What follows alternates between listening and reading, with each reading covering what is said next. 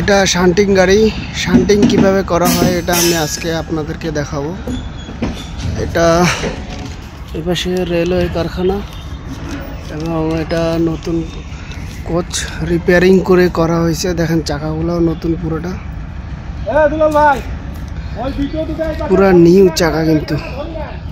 আর এই কোচগুলো রিপেয়ার হয়তো কোনো এসির সমস্যা, কোনো চাকার সমস্যা, তারপর কোচ ড্যামেজ, পানির সমস্যা, যে কোনো ধরনের সমস্যা হইলে রেলওয়ে ওয়ার্কশপে আসে। তো এখন যেটা দেখতে পাচ্ছি এটা মনে হয় চাকার সমস্যা ছিল, যেটা রিপেয়ার করা হয়েছে।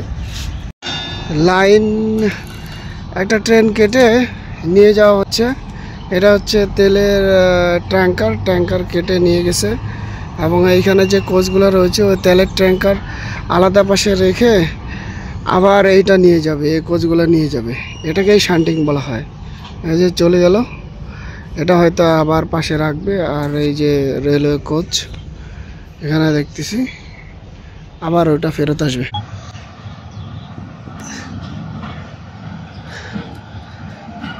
এখন বগিগুলোকে আলাদা করে যে তেলের ট্যাঙ্কারগুলো আছে এগুলো আলাদা একটা লাইনে প্রবেশ করানো হচ্ছে, কেননা এগুলো হয়তো ওই কারখানায় যাবে, গিয়ে তারপরে আবার নতুন করে ইয়ে করা।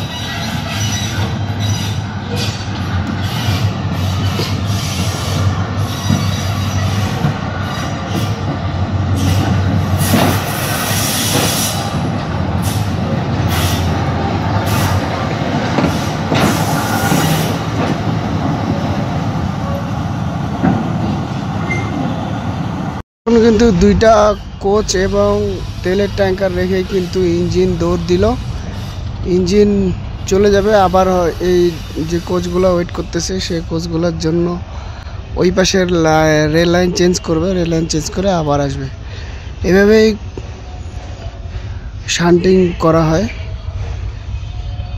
এই যে লাইন চেঞ্জ করার পরে কিন্তু আবার সে ইঞ্জিনটা চলে আসছে এইখানে, এসে এই বগিগুলোকে নিয়ে যাবে। এই যে এখন সামনের যে পিছনের যে অংশটুকু ছিল এই তেলের ট্যাঙ্কারের, যেটাতে করে গার্ড সাহেব এই ট্রেনের সাথে যায়, সেটা এখন এটার সাথে সংযুক্ত করা হবে। পুনরায় আবার আগের যে তেলের ট্যাঙ্কারের গাড়ি ওইখানের সাথে আবার সংযুক্ত হচ্ছে। এই যে চলে গেল ট্রেনগুলা, ইয়ার চলে গেল তেলের ট্যাঙ্কার। এভাবে আসলে শান্টিং করা হয়। এটা যাবে আবার ওই পাশে রেল স্টেশন আছে, রেল স্টেশনে যায় রাখবে, তারপরে এটাকে নিয়ে আবার এটাকে নিয়ে যাবে, এটাকে ক্যারি করে আবার নিয়ে যাবে। এইভাবেই শান্টিং হয়।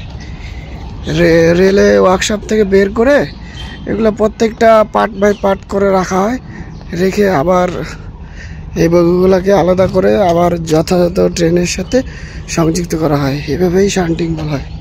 ধন্যবাদ সবাইকে।